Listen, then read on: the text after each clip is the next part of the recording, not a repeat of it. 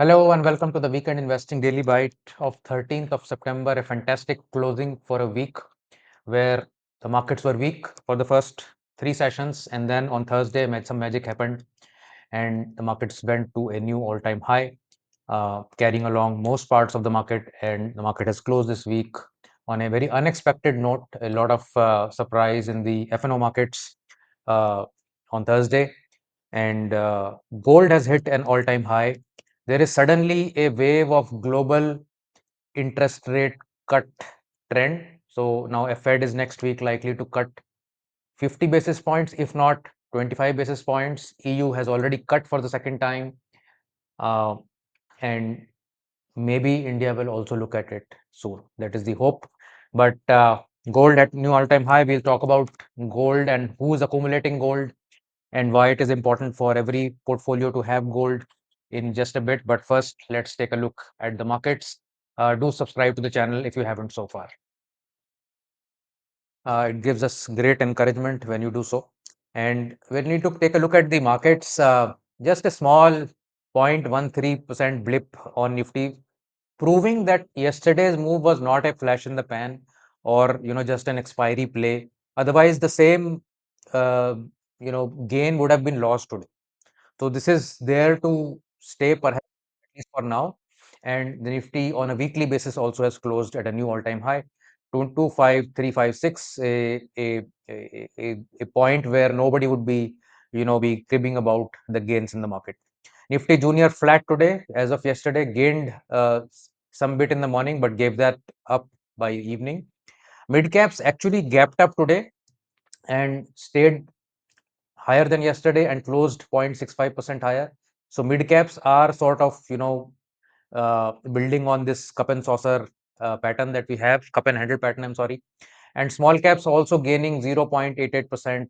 Again, closing at an all-time high, no respite there for the bears in this market. So, I mean, I'm hearing a lot of horror stories that have happened on Thursday with option sellers. So this whole concept of I'll sell options for 5 rupee, 10 rupees, and get the decay on the last day.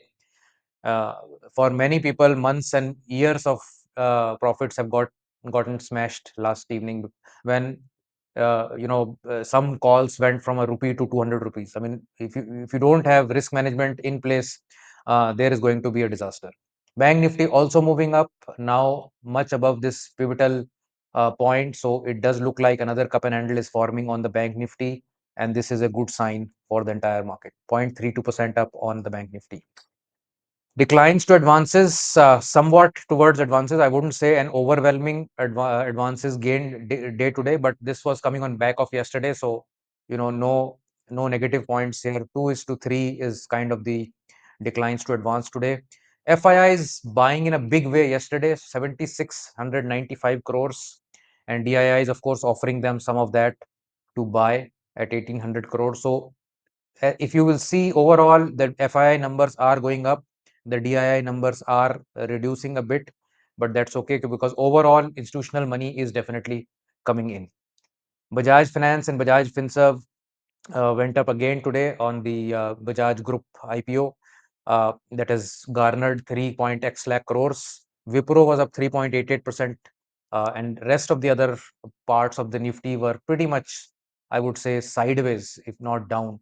And Axis Bank, along with the State Bank, made some gains as well. In the Nifty Next 50 heat map, Adani stocks, again, there was some Hindenburg claims that were happening that caused losses in Adani. Zomato surprisingly lost nearly 4%. Usually, this is a strong stock to see. Vedanta, Jindal Steel, DLF, PNB, Canara Bank coming back. So, real estate is coming back very nicely after a consolidation. But the public sector enterprise stocks and public sector banks are the ones which were sort of maybe lagging this week. Public sector banks, however, some travel there, but in HAL, BEL, IOC, everything was just completely flat. Within sectoral trends, you can see real estate making the big move, 1.7% up. It has wiped out most of the sort of mediocre performance of the last 1 month. It's now up 2.5% on the month. IT is up 10.9% on the month now. PSU banks, of course, also wiping out their weekly loss. FMCG consumption, these took the back seat along with energy today, and autos, pharma, commodities, they were just not moving. So these, sort of high beta, higher risk on kind of sectors, metals, real estate, private bank, these were the ones that were moving, and that's how the market was made up today. Uh, in within the real estate sector, you can see that there was some sort of a trend line breakout today. DLF going up 3%, Suntech, Macro Tech Developers, Lodha actually, Oberoi Realty, Godrej Properties, Sobha, Mahindra Life, and Brigade Enterprise all going up 1 to 2%. Stock spotlight on Jindal Pharma, Pharmova. Jubilant Pharma moved up almost 13.7% today. Just look at the amazing runs some of these mid-cap pharma companies are making. And, just pharma is sort of the, as I've mentioned many times before, really coming out to be the dark horse of the market. And this has been stagnating since a very long period of time. And today it just rose to a new all-time high. Gold at an all-time high. So today I will show you some very unique charts, some different perspective for you to, think about.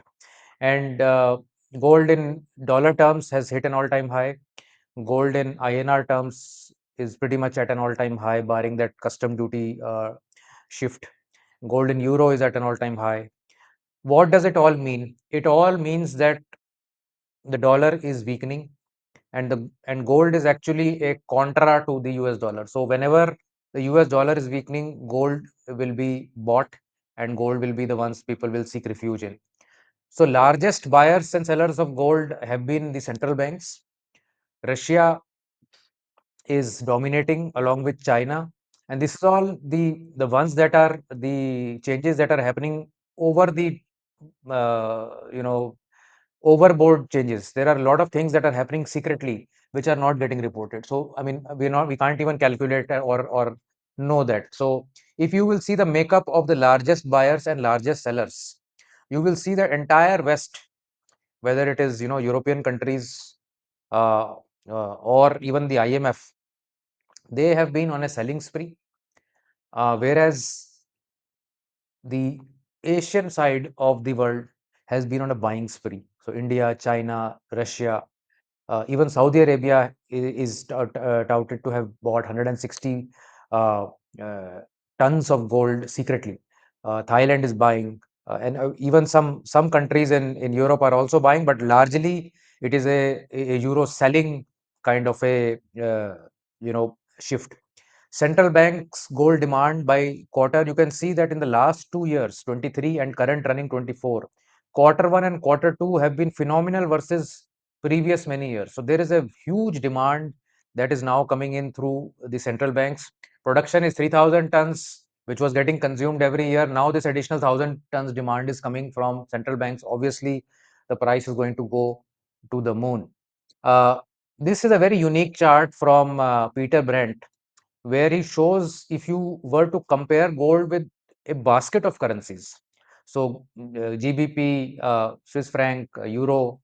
If you were to see this chart of gold versus these currencies, you are seeing that gold is breaking out versus these currencies. So this is not just the dollar, but actually the basket of the most premium currencies also is getting, as a basket, gold is going above that. So it is a very clear sign that a new huge leg can form.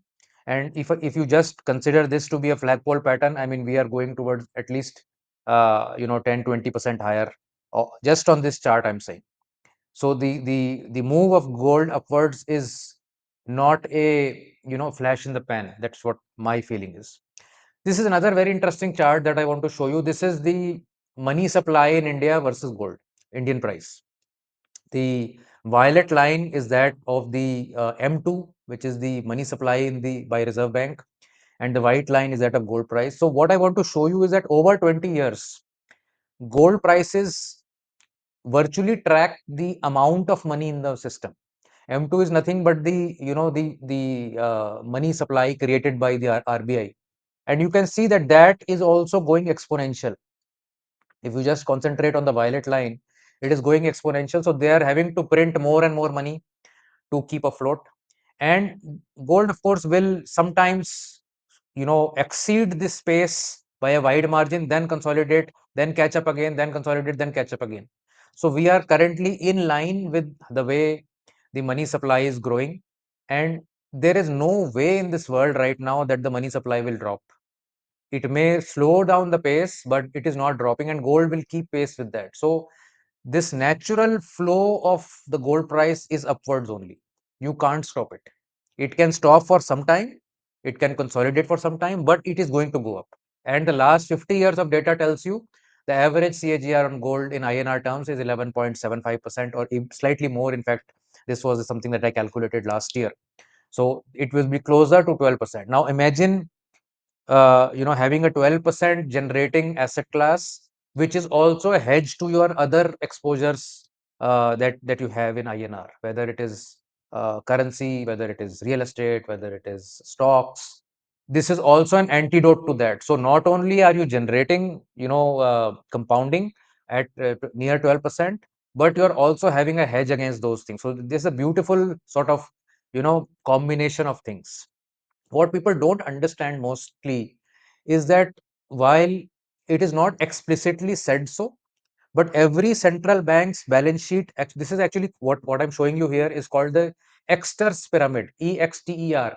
Please go ahead and read about it. It'll enhance your knowledge about what is the role of gold in the monetary system. Now, obviously, we are off the gold standard and the dollar backing of gold from 1971, but still the conventional way of thinking is that the gold in the reserve bank, central bank balance sheet is that one asset that you can reprice and suddenly have a healthier balance sheet, just like in any company balance sheet. When you have, let's say, you are revaluing goodwill or revaluing some other intangible, it suddenly makes your assets go up and your liabilities shrink in front of that.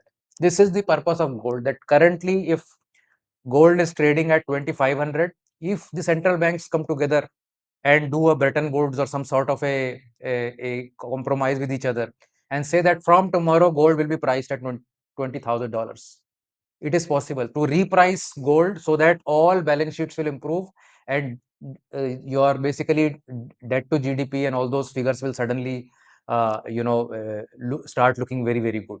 So balance sheet tool is what gold. That is why everything is dependent on gold. All this derivatives business, sovereign bonds, cash, vash, all that is a weaker asset on the balance sheet versus gold. That is the pinnacle, you can say, the base on which everything sits. That is the sort of the role of gold. Now, in Indian context, many times you can see, like for instance, in 2008, Nifty crashed almost 60%. Gold went up.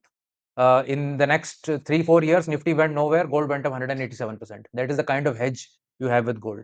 The next time COVID crashed and recovered, Nifty was, for almost 2 years, Nifty did nothing. You had gold go up 73%.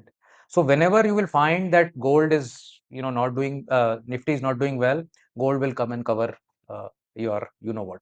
So gold allocation rule, a lot of people ask this. My rule is this: take your age, divide it by 2.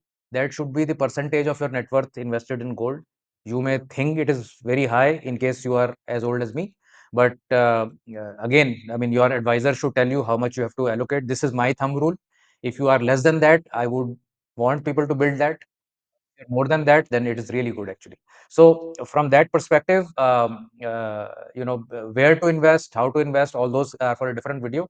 But if the importance of gold and you having some percentage of your net worth into gold is very, very important today, as we look into the world tomorrow, which is laden with debt, which is laden with inflation, and wherein all central banks are at the verge of not having any tools left how to put back the economy in the right uh, sort of health without damaging the system. Now, if you cut the interest rates too hard, inflation will skyrocket. If you increase the interest rates, the economy will crash. So you need to have this great, amazing hedge in your portfolio. Do let me know how you like this video, and you can share and subscribe to the channel if you like. Please do so, and I'll see you in the next one. Thanks.